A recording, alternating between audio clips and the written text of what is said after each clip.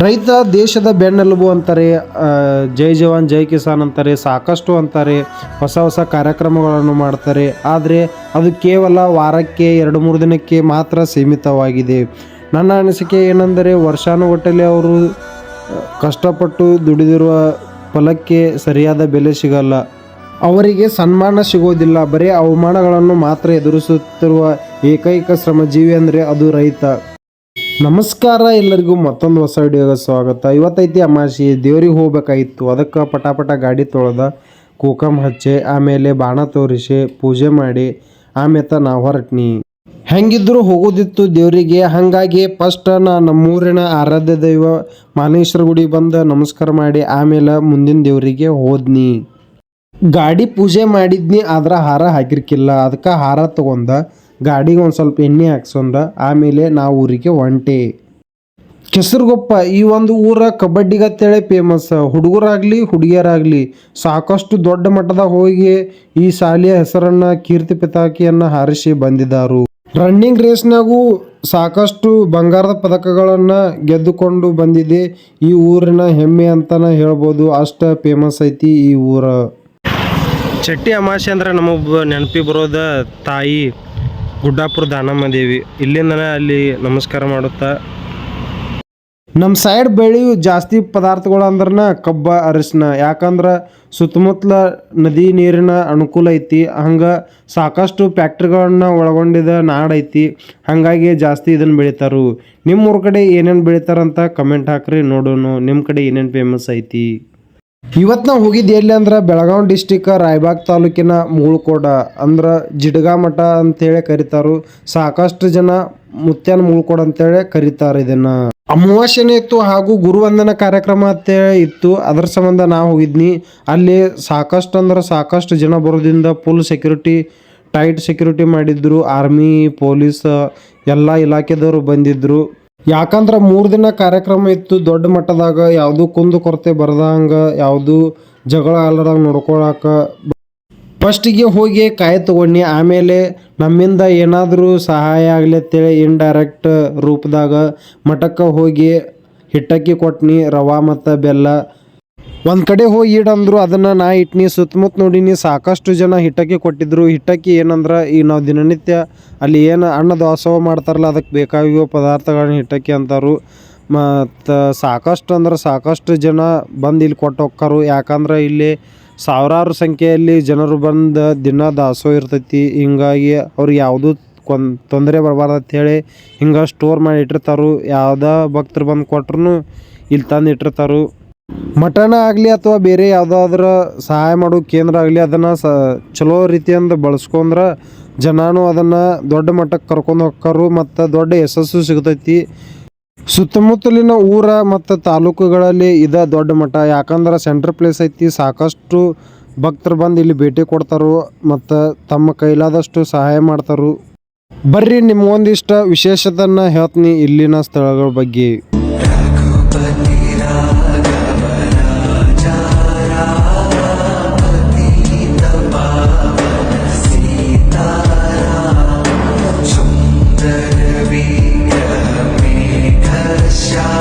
ಇವತ್ತು ಅಮಾವಾಸ್ಯೆ ಹಾಗೂ ಗುರುವಂದನ ಕಾರ್ಯಕ್ರಮ ಇರೋದ್ರಿಂದ ಭಕ್ತರು ಭಾಳ ಬಂದಿದ್ರು. ಹಿಂಗಾಗಿ ಪಾಳೆನೂ ಭಾಳ ಹಚ್ಚಿದ್ರು. ಅಲ್ಲೇ ದೂರಿಂದ ನಮಸ್ಕಾರ ಮಾಡಿದ್ನಿ.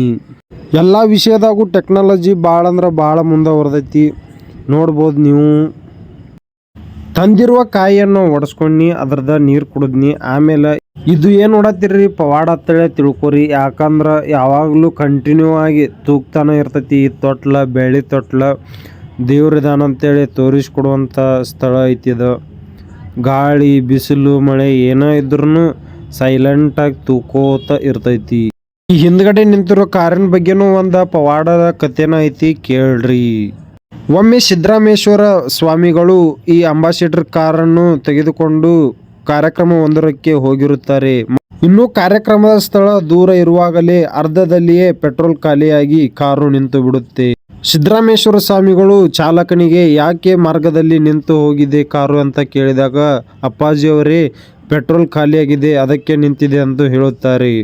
ಮುಂದೆ ಹೇಗೆ ಅಂತ ಕೇಳಿದಾಗ ಚಾಲಕ, ಅಪ್ಪಾಜಿ ನೀವೇ ಹೇಳಿ ಅಂದಾಗ, ಸಿದ್ದರಾಮೇಶ್ವರ ಸ್ವಾಮಿಗಳು ಅತ್ತ ಇತ್ತ ನೋಡಿದಾಗ ಕಾರಿನಲ್ಲಿ ಒಂದು ಕ್ಯಾನ್ ಕಾಣುತ್ತೆ. ಅದರಲ್ಲಿ ಇದರಲ್ಲಿ ಏನಿದೆ ಎಂದು ಚಾಲಕನಿಗೆ ಕೇಳಿದಾಗ ಅವರು ಅಪ್ಪಾಜಿಯವರೇ ರೇಡಿಯೇಟರ್ಗಾಗಿ ನೀರು ಇದೆ ಅಂತ ಹೇಳಿರುತ್ತಾರೆ.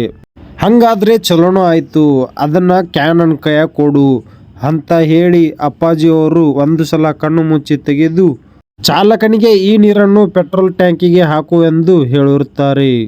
ಅಪ್ಪಾಜಿಯ ಮಾತಿನಂತೆ ಆ ಕ್ಯಾನಿನ ನೀರನ್ನು ಪೆಟ್ರೋಲ್ ಹಾಕುವ ಜಾಗಕ್ಕೆ ಹಾಕುತ್ತಾನೆ.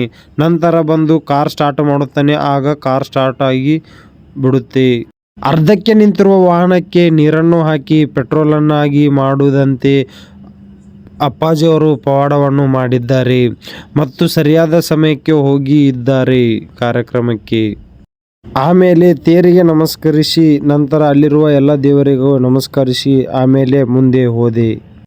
ಹಿಂದುಗಡೆ ಕಾಣುತ್ತಿರುವ ಮಹಾಸ್ವಾಮಿಗಳೇ ಈಗಿನ ಮಠದ ಉತ್ತರಾಧಿಕಾರಿ, ಅಂದರೆ ಈ ಮಠವನ್ನು ನಡೆಸಿಕೊಂಡು ಹೋಗ್ತಾ ಇರುವ ಮುರುಘರಾಜೇಂದ್ರ ಮಹಾಸ್ವಾಮಿಗಳು.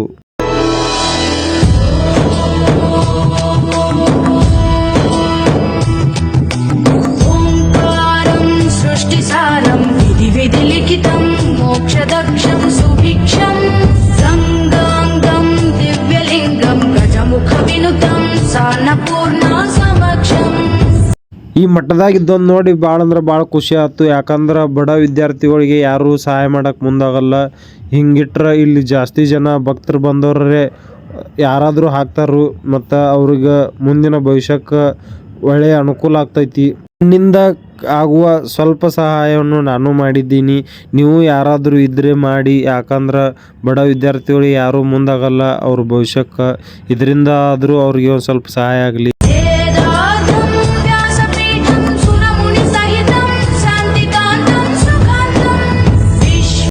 ಬರುವ ಎಲ್ಲ ಭಕ್ತಾದಿಗಳಿಗೆ ಊಟದ ವ್ಯವಸ್ಥೆ ಇತ್ತು. ಪ್ರತಿದಿನವೂ ಇರ್ತೈತಿ ಇಲ್ಲಿ. ಇದು ಒಂದಿನ ಅಂತೇಳಿ ಇಲ್ಲ. ಸಾಕಷ್ಟು ಜನ ಲಕ್ಷಾಂತರ ಸಂಖ್ಯೆಯಲ್ಲಿ ಸಾವಿರಾರು ಸಂಖ್ಯೆಯಲ್ಲಿ ಬಂದು ಇಲ್ಲಿ ಅನ್ನ ಪ್ರಸಾದವನ್ನು ಸ್ವೀಕಾರ ಮಾಡ್ಕೊಂಡು ಮತ್ತು ತಮ್ಮ ಮುಂದಿನ ಕೆಲಸ ಮಾಡ್ಕೋತಾರೋ. ಹಂಗೆ ಅಲ್ದ KSRTC ಸಿಬ್ಬಂದಿಗಳ ಮತ್ತು ಕೆಲಸಕ್ಕೆ ಹೋದವ್ರು ಅಲ್ಲಿ ಸಾಕಷ್ಟು ಜನ ಪ್ರಸಾದವನ್ನು ಸೇವಿಸ್ತಾರೋ ದಿನಾಲು. ಹಾಗಾಗಿ ಸಾಕಷ್ಟು ಜನ ಇಲ್ಲಿ ಭಕ್ತರು ಬಂದ ಉಂಡ ಹೊಕ್ಕರು. ಕೃಷಿ ಮೇಳ ಐತಂತ ಹೇಳಿದ್ರು, ಅದಕ್ಕೆ ನಾನು ನೋಡಕ್ಕೆ ಹೊಂಟೀನಿ. ಫಸ್ಟ್ ಟೈಮ್ ಬರೀ ಹೇಳೋದೆಲ್ಲ ಕೇಳ್ಕೊತ ಕುಂದಿರ್ತಿದ್ನಿ. ಹೆಂಗೈತನೋ ಗೊತ್ತಿರಕ್ಕಿಲ್ಲ. ಬರ್ರಿ ತೋರಿಸ್ತೀನಿ ನಿಮಗೂ.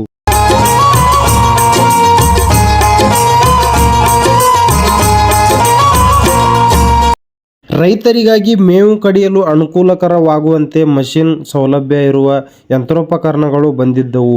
ಹಾಗೆಯೇ ಹಿಟ್ಟಿನ ಗಿರಣಿಯನ್ನು ಉಪಯೋಗಿಸುವ ಯಂತ್ರಗಳು ಸಹ ಇದ್ದವು.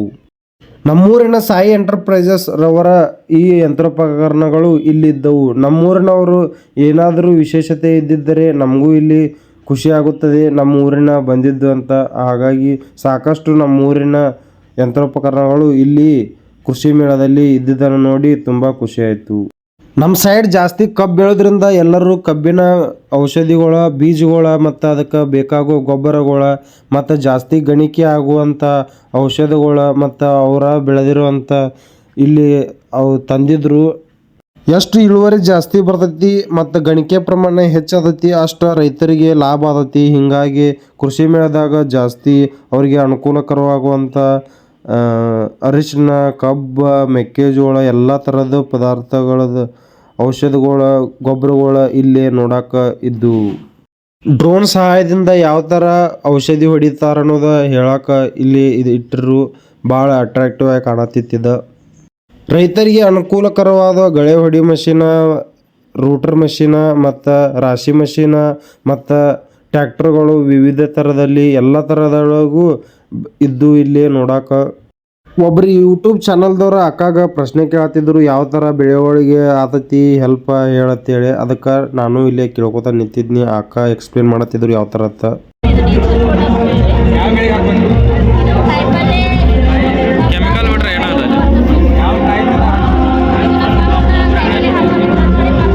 ನೀರಾವರಿ ವ್ಯವಸ್ಥೆ ಇರುವುದರಿಂದ ಡ್ರಿಪ್ ಮತ್ತು ಪೈಪ್ಗಳು, ವಾಲ್ಗಳು ಮತ್ತು ಅನುಕೂಲಕರವಾಗುವಂಥ ಡ್ರಿಪ್ ಇರಿಗೇಷನ್ ಎಲ್ಲ ಥರ ಬಂದಿದ್ದು. ಮತ್ತು ಜನಸಾಮಾನ್ಯರಿಗೆ ಅನುಕೂಲವಾಗುವಂಥ ಬಾಯ್ಲರ್ ಫೆಸಿಲಿಟಿಯನ್ನು ಯಾವ ಥರ ಎಷ್ಟು ಲೀಟ್ರ್ ಅನ್ನೋದು ಹೇಳಿದರು.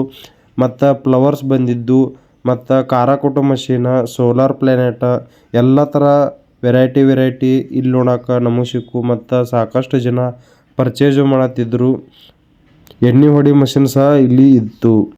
ಇಷ್ಟೊತ್ತನ ಎಲ್ಲ ಕಡೆ ಅಡ್ಡಾಡಿ ಎಲ್ಲ ನೋಡಿದ್ನಿ, ಆದ್ರೆ ಏನೂ ತೊಂದಿರ್ಕಿಲ್ಲ. ಅದಕ್ಕೆ ಇಲ್ಲಿ ಬಂದ ಬೋಟಿ ಪ್ಯಾಕೆಟ್ ತೊಗೊಂಡು 3 ಪ್ಯಾಕೆಟ್ 100 ರೂಪಾಯಿಗೆ 3 ಅಂತ ಹೇಳತ್ತಿದ್ರು. ಚಲೋನು ಇದ್ದು, ಟೇಸ್ಟ್ನು ಕೊಟ್ಟಿದ್ರು. ಹಿಂಗಾಗಿ ನಾನು ತೊಗೊಂಡ ಹೋದ್ನಿ. ರಾತ್ರಿ ನೀರು ಹಾಸುವಾಗ ಹೊಲಕ್ಕೆ ಲೈಟ್ ಬೇಕು, ಹಾಗಾಗಿ ಗ್ಯಾರಂಟಿ ವಾರಂಟಿ ಯಾವ ಥರ ಅನ್ನೋದು ಹೇಳ್ಕೊಡತ್ತಿದ್ರು. ಮನೇಲಿ ಎಲ್ಲರೂ ನೀರು ಕಾಸ್ತಾರೋ, ಹಿಂಗಾಗಿ ಗೀಝರ್ ಬಂದಿದ್ದು. ಇದಂದ್ರೆ ನಂಗೆ ಭಾಳ ಇಷ್ಟ ಆಯಿತು, ಯಾಕಂದ್ರೆ ಕಡಿಮೆ ಪ್ರೈಸ್ದಾಗ ಕೊಡತ್ತಿದ್ರು. ನಾನು ತೊಗೊಂಡು ಹೋಗ್ಬೇಕಂತೆ ಮಾಡಿದ್ನಿ, ಆದ್ರೆ ರೊಕ್ಕ ಒದರ್ಕಿಲ್ಲ. ಹಿಂಗಾಗಿ ಮತ್ತೆ ಮರುದಿನ ತೊಗೋಬೇಕಂತೇಳಿ ಬಿಟ್ಟಿದ್ನಿ. ಭಾಳ ಹೆಲ್ಪ್ಫುಲ್ ಇತ್ತು. ಮತ್ತು ಯಾವುದು 2 ವರ್ಷ ಗ್ಯಾರಂಟಿ 5 ವರ್ಷ ವಾರಂಟಿ ಅಂತ ಹೇಳತ್ತಿದ್ರು. ಏನು ಕರೆ ಐತೋ ಸುಳ್ಳು ಐತೋ ಗೊತ್ತಿಲ್ಲ, ನಾವು ತೊಗೊಂಡು ಯೂಸ್ ಮಾಡಿದಾಗ ಗೊತ್ತಾಗೋದು. ಇನ್ನೂ ಭಾಳ ವೆರೈಟಿ ಬಂದಿದ್ದು. ನಿಮಗೆ ಹೇಳೋದು ಏನಂದ್ರೆ, ಇಂಥವು ಎಲ್ಲರೇ ಕೃಷಿ ಮೇಳೋದು ಇದ್ದಲ್ಲಿ ಹೋಗ್ರಿ, ಪಾರ್ಟಿಸಿಪೇಟ್ ಮಾಡಿರಿ. ಅಲ್ಲಿ ನಿಮ್ಗೆ ಡಿಸ್ಕೌಂಟ್ನು ಕೊಡ್ತಾರೆ, ಮತ್ತು ಅದ್ರ ಬಗ್ಗೆ ಸಂಪೂರ್ಣವಾಗಿ ಮಾಹಿತಿನೂ ಹೇಳ್ತಾರೆ. ಅದ್ರ ಬಗ್ಗೆ ಎಲ್ಲ ಎಕ್ಸ್ಪ್ಲೇನ್ ಆಗಿ ಹೇಳ್ತಾರೆ. ಹಿಂಗಾಗಿ ನಿಮ್ಗೆ ಭಾಳ ಅಂದ್ರೆ ಭಾಳ ಅನುಕೂಲ ಆದೈತಿ. ಸಮೀಪದ ಇದ್ದಲ್ಲಿ ಹೋಗ್ರಿ ಒಂದ್ಸಲ, ನಿಮಗೂ ಅದು ಭಾಳ ಅಂದ್ರೆ ಭಾಳ ಚೆನ್ನಾಗಿರ್ತೈತಿ ಪ್ರೋಗ್ರಾಮ. ಆಮೇಲೆ ನಾ ಕಾರ್ಯಕ್ರಮ ಕಡೆ ಹೋಗಿನಿ. ಇನ್ನೂ ಜನ ಭಾಳ ಬರತ್ತಿದ್ರು ಕಾರ್ಯಕ್ರಮ ನೋಡಕ್ಕೆ, ಯಾಕಂದ್ರೆ ಇವತ್ತು ವಿಶ್ವ ದಾಖಲೆ ಮಾಡತ್ತಿದ್ರು. ರೆಕಾರ್ಡ್ ಮಾಡೋದಿತ್ತಂದ್ರೆ ಎಲ್ಲ ರೈತರನ್ನು ಒಂದುಗೂಡಿಸಿ ಅದರಲ್ಲಿ ಕೇಸರಿ ಬಿಳಿ ಹಸಿರು ಅಂತ ಮಾಡಿ ಏಕ ಕಾರ್ಯಕ್ರಮದಲ್ಲಿ ದಾಖಲೆಯನ್ನು ನಿರ್ಮಿಸುತ್ತಿರುವುದು ಇದಾಗಿತ್ತು. ನಾವು ಸಣ್ಣವರಿದ್ದಾಗ ಇಲ್ಲಿ ಮುಳುಕೋಟ್ ಮಠದಾಗ ಬಂದಿದ್ವಿ. ಅವಾಗ ಸ್ವಾಮಿ ವಿವೇಕಾನಂದ ವೇಷಧಾರಿಯಾಗಿದ್ವಿ. ಅವಾಗೂ ವಿಶ್ವ ದಾಖಲೆಯನ್ನು ಮಾಡಿ ಹೆಸರಾಗಿತ್ತು ಈ ಮುಳುಕೋಟ. ಪ್ರತಿಯೊಂದು ಕಾರ್ಯಕ್ರಮದಾಗೂ ಏನಾರ ಒಂದು ವಿಶೇಷತೆಯಿಂದ ಪ್ರಖ್ಯಾತಿಯನ್ನು ಪಡೆದೈತಿ ಈ ಮುಳುಕೋಟ ಜಿಡ್ಗಾ ಮಠ. ಕಷ್ಟದೊಳನ್ನವ ದುಡಿವನೆ ತ್ಯಾಗಿ, ಸೃಷ್ಟಿ ನಿಯಮದೊಳಗವನೇ ಹೋಗಿ. ಉಳುವ ಯೋಗಿಯ ನೋಡಲ್ಲಿ, ಉಳುವ ಯೋಗಿಯ ನೋಡಲ್ಲಿ, ಉಳುವ ಯೋಗಿಯ ನೋಡಲ್ಲಿ, ಉಳುವ ಯೋಗಿಯ ನೋಡಲ್ಲಿ.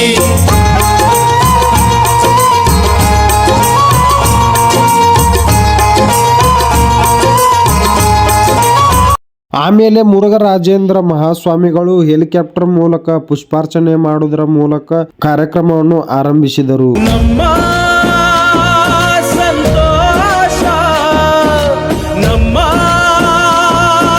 ಆನಂದ, ಈ ಹಸಿರಿನ ಜೊತೆಗೆ, ಈ ಹಸಿರಿನ ಒಳಗೆ. ಜೈ ಭೂಸಿರಿಯ ಜೈ ಮಳೆ ಹನಿಯ ಜೈ ಎನ್ನುವುದು ಜೀವರುಣ. ಜೈ ರೈತನಿಗೆ ಜೈ, ಈ ನೆಲಕ್ಕೆ ಈ ಪೂರವೆಯ ಜನುಮನಿನ. ಜೈ ಭೂಸಿರಿಯ ಜೈ ಮಳೆ ಹನಿಯ ಜೈ ಎನ್ನುವುದು ಜೀವರುಣ. ಜೈ ಇಲ್ಲಿ ಅನುಭವ ಮಂಟಪ ಅಂತ ಹೇಳಿ ಒಂದು ಸ್ಥಾಪನೆ ಮಾಡ್ಯಾರು. ಒಂದು 2-3 ವರ್ಷ ಆಯ್ತು ಸ್ಥಾಪನೆಯಾಗಿ. ಇಲ್ಲಿ ಒಂದ್ಸಲ ಒಳಗೆ ಹೋದ್ರೆ ನೀವು ಹೊರಗೆ ಬರಕ್ಕೆ ಮನಸ್ಸು ಬರಲ್ಲ, ಅಷ್ಟು ತಂಪಿರ್ತೈತಿ. ಒಂದು ಫ್ಯಾನ್ ಇಲ್ಲ, AC ಇಲ್ಲ, ಆದ್ರೆ ಕಲ್ಲಿನಿಂದ ಮಾಡ್ಯಾರು. ಬರ್ರಿ ನೋಡ್ಕೊಂಬರೋನು ಯಾವ ಥರ ಐತಿ. ಕಾರ್ಯಕ್ರಮ ಇರೋದ್ರಿಂದ ಮೇನ್ ಡೋರ್ ಬಂದ್ ಮಾಡಿದ್ರು, ಅದಕ್ಕೆ ಹಿಂದಿನ ಡೋರ್ಲೇ ಬಂದೀನಿ ನಿಮ್ಗೆ ಹೇಳ್ಬೇಕಂತೇಳಿ. ಇಲ್ಲಿ ಅಂತರೂ ಭಾಳ ಅಂದ್ರೆ ಭಾಳ ಕಂಬಗಳಿಂದ ಕಟ್ಟ್ಯಾರು.